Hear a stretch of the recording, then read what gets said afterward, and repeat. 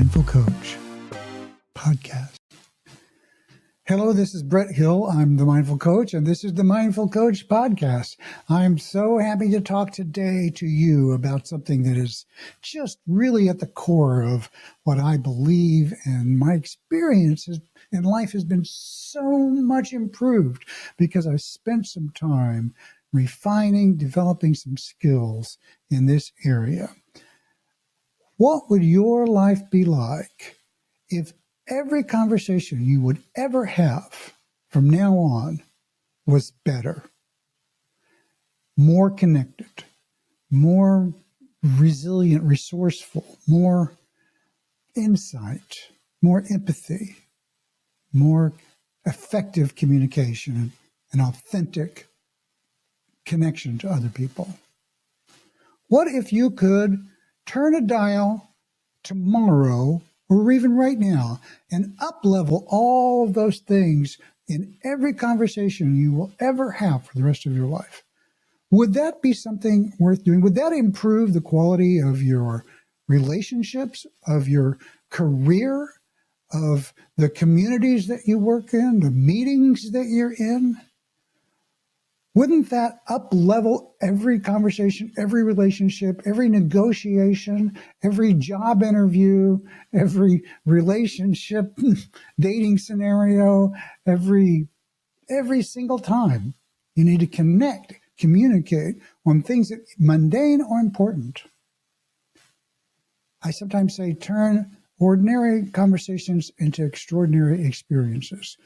Would that be worth doing? Now, obviously, that's one of those ridiculous leading questions. It's like, of course it would be worth doing, right? So my question then to the world is, well, if the answer to that is such an obvious yes, how much time does humanity as a whole, and you specifically, spend on studying and skilling up your mindful communication skills?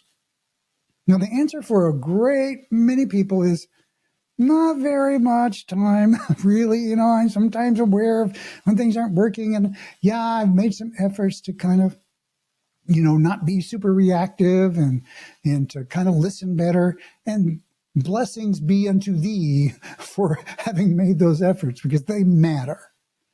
But what if you could, with a little more work, dial that in 100 times more solidly?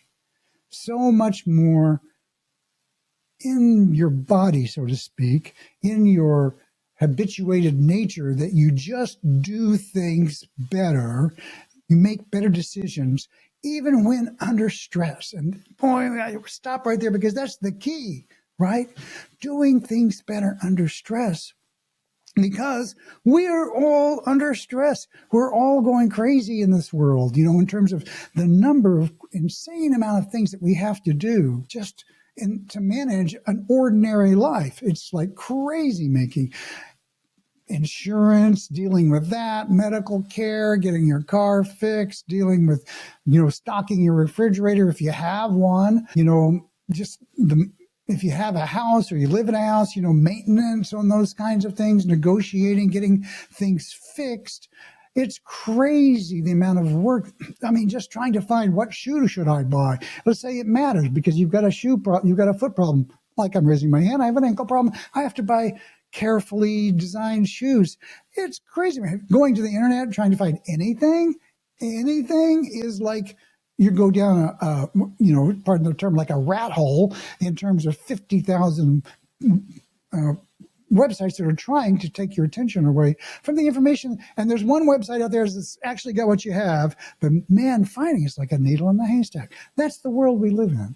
Plus, legitimate concerns about politics, geopolitical scenarios, social constructs that are changing right in front of our eyes in ways that are concerning. You lay all that on to, how do I make enough money? What's my career path? And it adds up so quick to a world that is really not designed for the human nervous system to thrive in.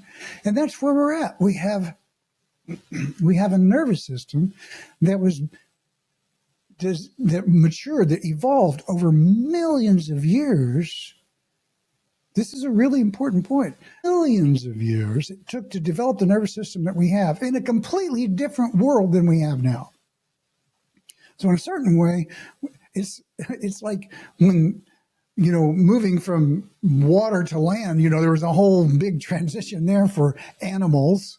And we've almost kind of made it not quite as severe a transition, but a severe one from a world where we're connected to the elements a lot more. There's not as many complications. There's not as much information. You can't travel far. You can't communicate distances. And so every time you want to get something done, you have to interact with live people. And you have to negotiate to make anything happen bigger than you can do yourself. Nevertheless, cities got built, treaties got formed, armies were created, wars were fought, for better and for worse. Hospitals got built, medical care, science advances. Even without all that technology, things moved along. And here we are, technology has infused itself. And I'm not anti-tech, far from it. I'm a big technical guy. Love it. I'm concerned about it, but I love it. And I'm concerned about the impact on us in the world that we've created in our nervous systems. And I truly believe that the number one thing that can help us as individuals, as organizations, as communities, associations, relationships, that can help us up-level all of that into a world that is more sustainable than the one we are living in now, is mindful communication. Because there's two parts to that, mindful and communication. In order to communicate mindfully, first you have to learn to be mindful. And that means connecting with yourself. That means seriously taking the time to check in with yourself and get real about, what is my experience now? Isn't that such an amazing, beautiful question? What is my experience right now? Not what would I like to have, what I wish it was, but what is it now? And then learning, practicing, noticing and naming your experience. That's such a powerful mindfulness practice in and of itself. I'm feeling really tense, I'm feeling really sad, I'm feeling overwhelmed. I'm feeling really great. I'm feeling excited, I'm feeling exuberant. Whatever is so. Remember that one of the most common definitions of mindfulness is being present in a particular way, on purpose. So you say, what's my experience now? You're on purpose saying, what's my experience now? Non-judgmentally. Oh, I wish I felt a different way. Oh, it's terrible in there. I'm just terrible. I should be doing this better. All those are judgments. There's nothing wrong with judgments. You don't want to evict them. You just want to notice and think, oh, there's a judgment. Rather than just go into it. So non-judgmentally, in the present moment, right now, and on purpose. So I'm paying attention to my experience right now. What is true for me? And you can do that in 2 minutes, 1 minute, 30 seconds, 20 minutes, an hour. Just do it. Every time you do that, you wire up your neurology in a way that allows your executive function, which is where this question rises to. Because when you say on purpose, what's it like for me? You invoke a part of your brain that's one of the most expensive operations, and I've used that in air quotes because, it takes a lot of energy, and so the brain reserves that capacity for things it really needs. But we are actually trying to build that capacity, so we have to intentionally exert it, just like building a muscle. You lift a 20-pound weight, 100-pound weight, 50, whatever you can bear that's a stress for you, you do it enough times, doesn't take much. Your muscle gets the message and says, okay, we need more muscle here because human being has decided to use this more than they were. So let's marshal resources to build the material that we need to fit the circumstances that we find ourselves in. Simple, right? Well, the brain is no different. The brain parts that you use get better. The executive function of the brain is one you need to use intentionally, and so it requires a decision to be present. I'm going to choose now to be present. I'm going to choose now. I'm going to work with clients. I choose to be present with you in a way where I bring all of my resources to bear, my entire facility, my senses. I'm bringing my senses online in a way where I can see who you are beyond the words that you say. Words that you say are important, but who you are is more important. The, the, the character, the scenario, the situation, the struggles that are thematic in your life, that all your problems are going to connect to those. So I look for those, and I see them pretty quickly these days. Imagine a world, your world, where every person you meet, you see through the words that they speak into the person that's speaking, into the heart of that person. And you see their stress, their struggles, their tension in their world. Now, it's not like it comes with a name. Oh, he's worried about his taxes, but you can see the stress. And so whenever they say, hey, how's it going? You can hear the stress. You can see it. You can feel it. You say, well, things are, and you check in with yourself, because that's where they're saying, oh, I'm doing fine. How's it going? Everything okay? Because you sense that it may not be.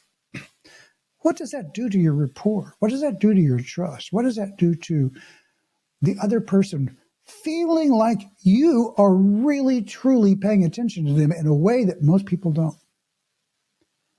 Think about that. Have you ever had that happen? Have you ever had connected with somebody who's really getting you, who's really focused on you? They're not making it about themselves every moment.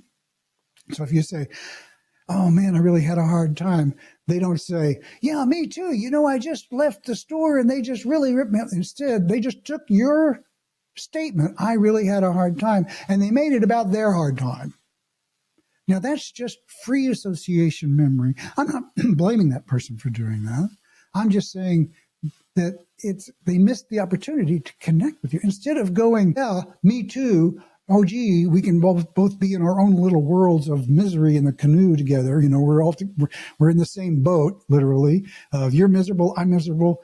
But I don't want to connect with you about how you're feeling. I just want to tell you about my own suffering.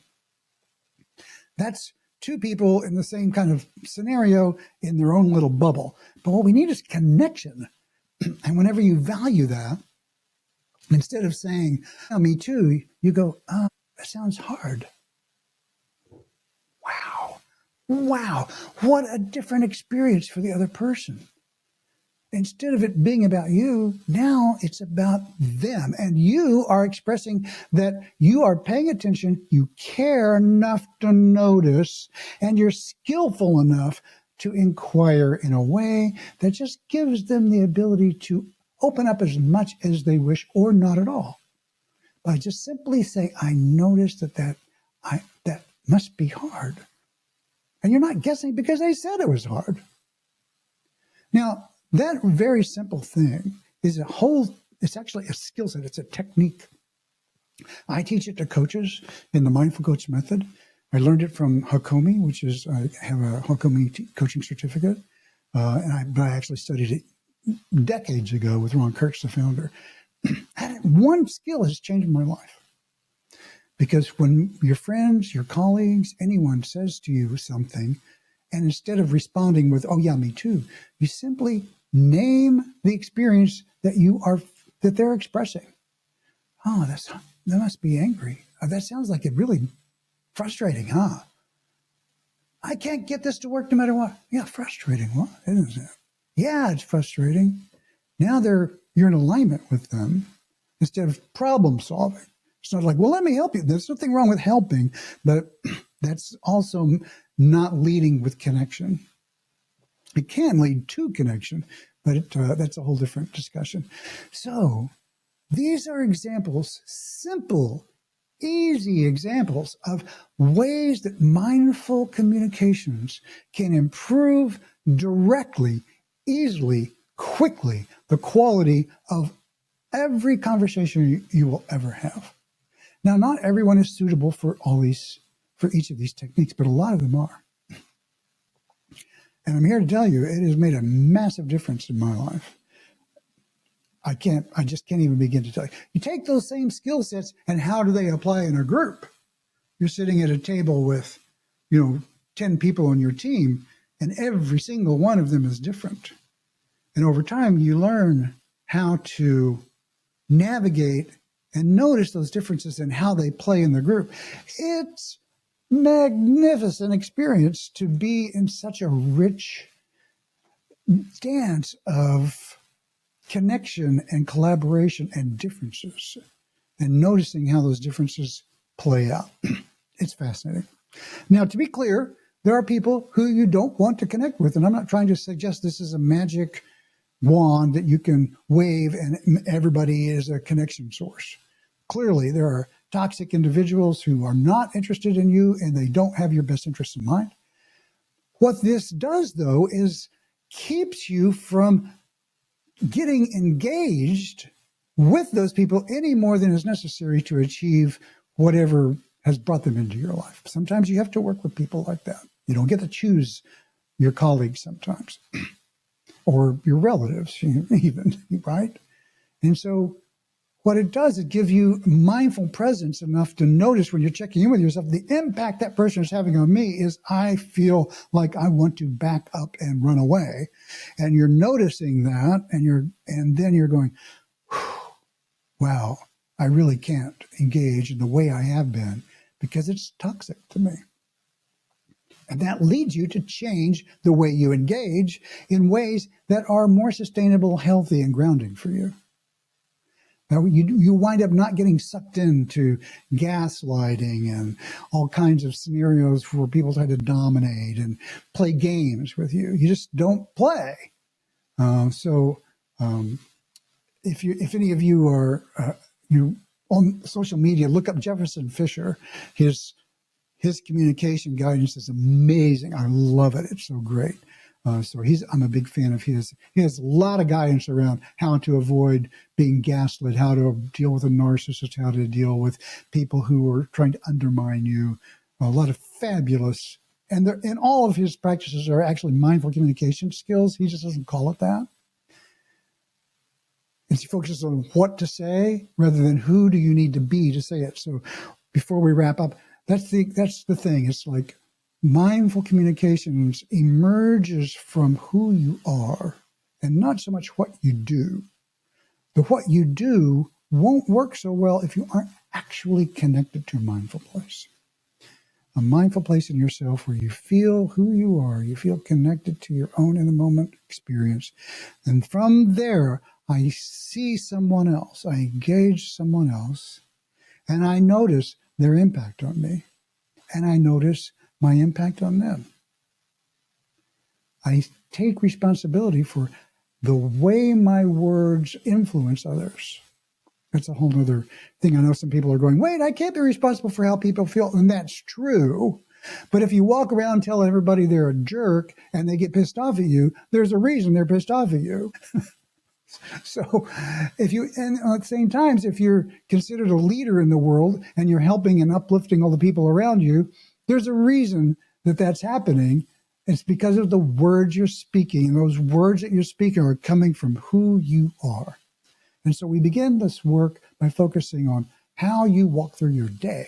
What are you connected with in yourself? And from there, we engage the world. And that's what I'm teaching at the Mindful Coach, mindfulcoach.com. A mindfulness and presence and communication sequence that will take you from wherever you are to a incredibly resourced place in a period of 8 weeks. So I'm really excited about this.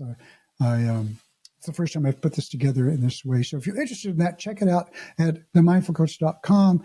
And God, there's so much to say about this. I've even got a book like 1 3/4 the way written. I say 1 3/4 because I went through it once. Now I have to go through it, edit it again. And whenever I get that out, that'll be great. Sign up on my mailing list at themindfulcoach.com to get a notification about that. And maybe I'll even put out a sample chapter you can check out. So once again, this is Brett Hill, the Mindful Coach, and blessings to you. Take care. The Mindful Coach podcast is a service of the Mindful Coach Association.